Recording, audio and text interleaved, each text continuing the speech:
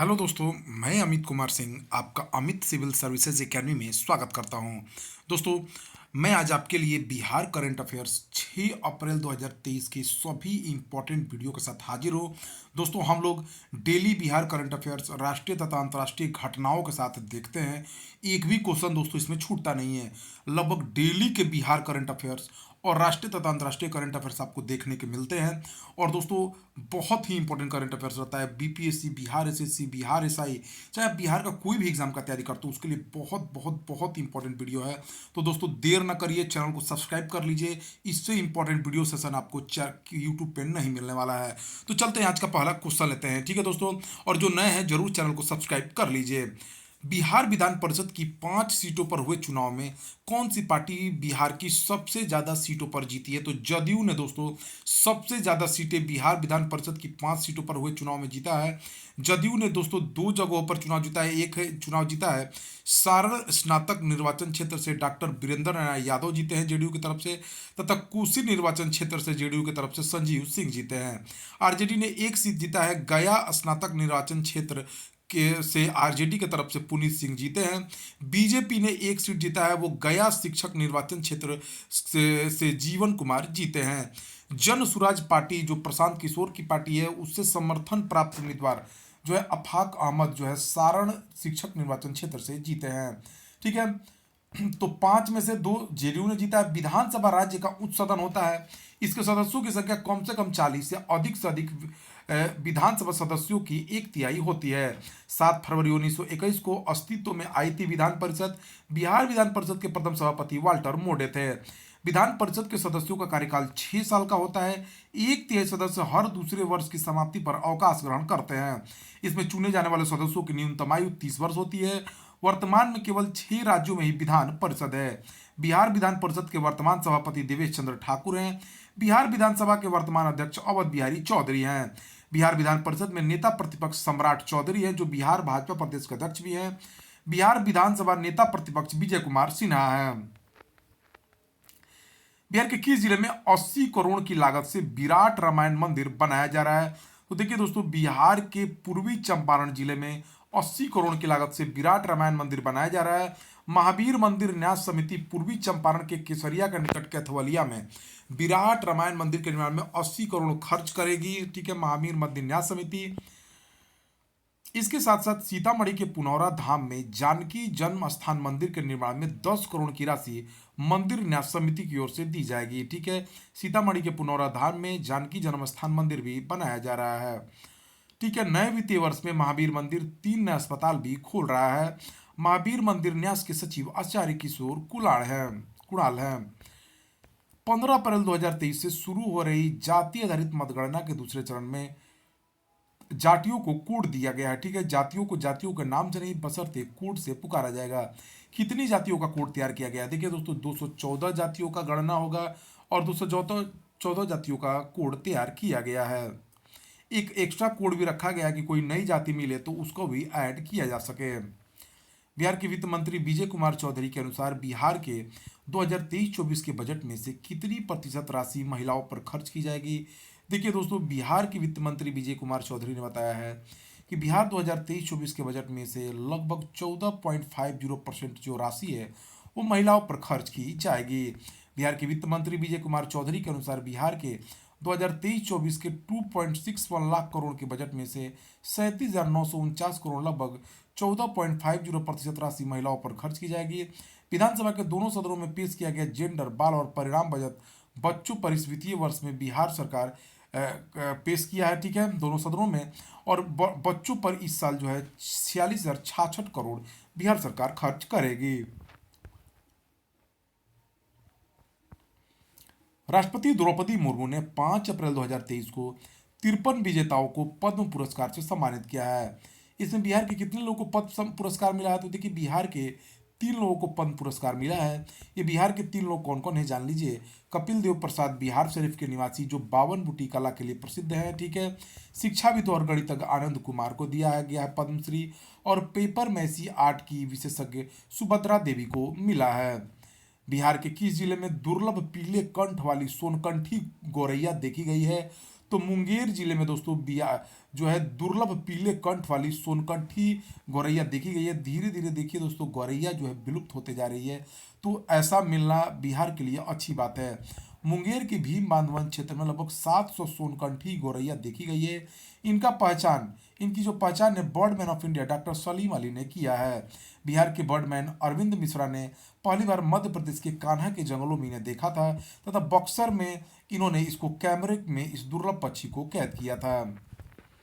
एक भारत श्रेष्ठ भारत के तहत बिहार व किस राज्य की युवा एक दूसरे राज्य की संस्कृति व परंपरा को जानेंगे? तो देखिए बिहार और तमिलनाडु के युवा एक राज्य एक भारत एक श्रेष्ठ योजना के तहत जो है एक दूसरे की योजनाओं को क्या करेंगे दोस्तों? जानेंगे। इसके लिए जो बिहार और तमिलनाडु के जो स्टूडेंट्स हैं दोस्तों, उनको एक दूसरे यहाँ की परंपराओं के बारे में जानकारी दी जाएगी।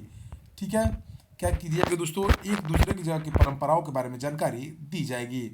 इस चीज को याद रखिए। एक मिनट दोस्तों। हम लोग कहाँ थे? तो यहाँ पे ठीक है। तो बिहार और तमिलनाडु के युवा एक दूसरे की संस्कृति, परंपरा, पर्यटन, प्रगति, प्रौद्योगिकी को संपर्क के माध्यम से जानेंगे। दोनों राज्यों के 18 से 30 आयु वर्ग के 45 युवा मई के दूसरे सप्ताह में एक दूसरे के राज्यों में 7 दिवसीय दौरा करेंगे। इसके लिए आईआईटी पटना को नोडल केंद्र बनाया गया है। तमिलनाडु के मुख्यमंत्री एम के स्टालिन है। तमिलनाडु के राज्यपाल आर एन रवि हैं। पटना कॉलेज के संस्कृत विभाग के किस छात्र ने योग फेडरेशन ऑफ इंडिया द्वारा राजस्थान के पाली में आयोजित 47वीं राष्ट्रीय योगासन चैंपियनशिप में आर्किटिस्टिक योग में स्वर्ण पदक जीता है? तो देखिए प्रभात कुमार जो है पटना कॉलेज के संस्कृत विभाग के छात्र हैं। इन्होंने योग फेडरेशन ऑफ इंडिया द्वारा राजस्थान के पाली में आयोजित 47वीं राष्ट्रीय योगासन चैंपियनशिप में आर्किटिक्स योग में स्वर्ण पदक जीता है। पटना विश्वविद्यालय की स्थापना 1917 में हुई थी। पटना विश्वविद्यालय के वर्तमान कुलपति प्रोफेसर गिरीश कुमार चौधरी हैं। ठीक है, अगर बात की जाए राजस्थान की, तो राजस्थान के जो सीएम है दोस्तों वो अशोक गहलोत हैं। राजस्थान के जो राज्यपाल हैं वो कलराज मिश्र हैं। मुख्यमंत्री नीतीश कुमार ने किस जिले के मोतीपुर में जिला का पहला इथेनॉल प्लांट उद्घाटन किया है? तो देखिए दोस्तों मुजफ्फरपुर के मोतीपुर में मुख्यमंत्री नीतीश कुमार ने एक नए इथेनॉल प्लांट का उद्घाटन किया है। मुख्यमंत्री नीतीश कुमार ने बताया कि बिहार सरकार ने केंद्र सरकार को 152 इथेनॉल प्लांट का प्रस्ताव भेजा था, लेकिन मात्र 17 इथेनॉल प्लांट को केंद्र सरकार ने मंजूरी दी है। मुजफ्फरपुर में 4 इथेनॉल प्लांट खोले जाएंगे। पहली प्लांट को 23 एकड़ भूमि में 152 करोड़ की लागत से खोला गया है। बिहार के उद्योग मंत्री समीर कुमार महासेठ हैं। मुजफ्फरपुर तिरहुत प्रमंडल के अंतर्गत जिला है। ठीक है, तिरहुत प्रमंडल में 6 जिले आते हैं: मुजफ्फरपुर, सीतामढ़ी, वैशाली, पूर्वी चंपारण, पश्चिमी चंपारण, शिवहर और मुजफ्फरपुर। जिला स्मार्ट मुजफ्फरपुर का जो चयन है जिला स्मार्ट सिटी मिशन के तहत शामिल है। यह स्मार्ट सिटी मिशन के तहत बिहार के 4 शहर शामिल हैं: पटना, मुजफ्फरपुर, बिहार शरीफ और भागलपुर। कन्नड़ फिल्मों के किस प्रसिद्ध अभिनेता ने भाजपा को कर्नाटक विधानसभा चुनाव के लिए समर्थन देने का ऐलान किया है? तो किच्चा सुदीप जो कन्नड़ फिल्मों के प्रसिद्ध अभिनेता हैं, उन्होंने भाजपा को कर्नाटक विधानसभा जो 2023 में होने वाले हैं उसके लिए समर्थन दिया है। कर्नाटक के मुख्यमंत्री बसवराज बोम्मई हैं। कर्नाटक के राज्यपाल थावरचंद गहलोत हैं। राष्ट्रीय सड़क सुरक्षा बोर्ड के प्रमुख कौन बने हैं? तो उपेंद्र प्रसाद सिंह को राष्ट्रीय सड़क सुरक्षा बोर्ड का प्रमुख बनाया गया है। चेन्नई में जन्मी किस भारतीय मूल की सिंगापुर की अभिनेत्री को लंदन में आयोजित ओलिवियर अवार्ड्स के 47वें संस्करण में नाटक में रोल के लिए सर्वश्रेष्ठ सहायक अभिनेत्री का पुरस्कार जीता है? तो ये अंजना वासन है दोस्तों।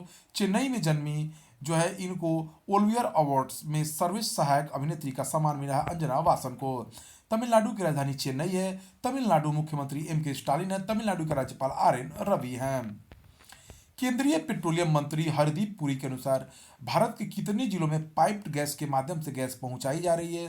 तो देखिए दोस्तों भारत के 630 जिलों में पाइप्ड गैस के माध्यम से गैस पहुंचाई जा रही है। केंद्रीय पेट्रोलियम मंत्री हरदीप पुरी के अनुसार भारत के 630 जिलों में पाइप्ड गैस के माध्यम से गैस पहुंचाई जा रही है। 2013-14 में सिर्फ 66 जिलों में ही पाइप्ड गैस के माध्यम से गैस पहुंचाई जा रही थी।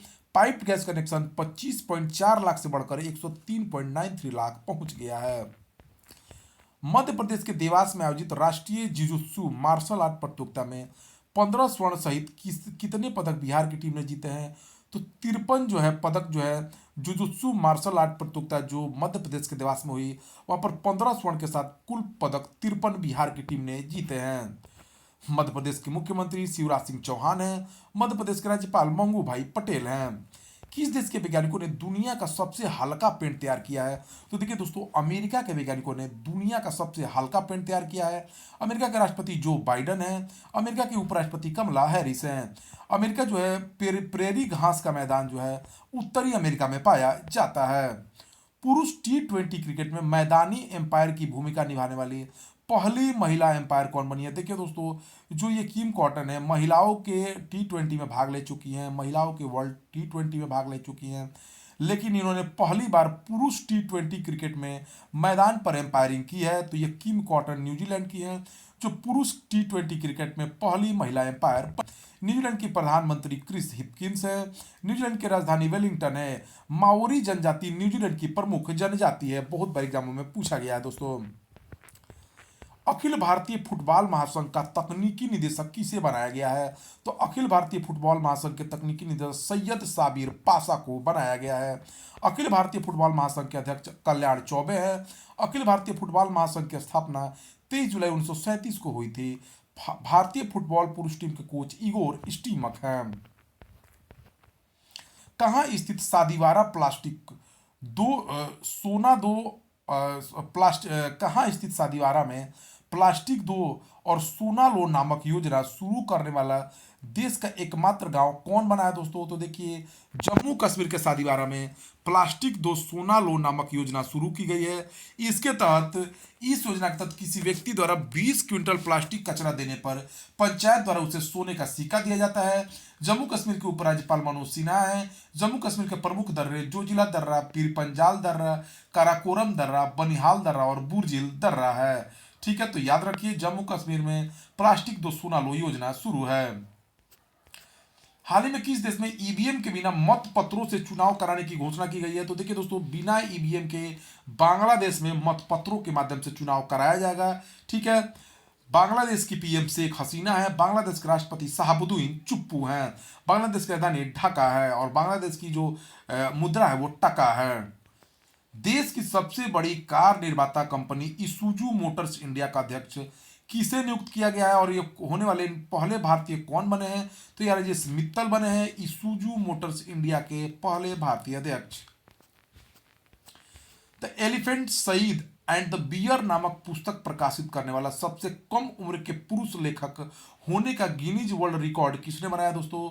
तो सईद रशीद अल जो है अबू धाबी के, वो सबसे कम उम्र में जो है पुस्तक प्रकाशित करने वाले लेखक बने हैं, जिनसे इनका नाम गिनीज वर्ल्ड रिकॉर्ड में दर्ज किया गया है। संयुक्त अरब अमीरात की राजधानी अबू धाबी है। मुद्रा यहाँ की दिरहम है। प्रधानमंत्री मोहम्मद बिन रशीद अल मखतूम है। राष्ट्रपति एवं सुल्तान खालिद बिन मोहम्मद बिन जायद अल नाहयान है। गांधी सियासत और सांप्रदायिकता नामक एक नई हिंदी पुस्तक किसने लिखी है?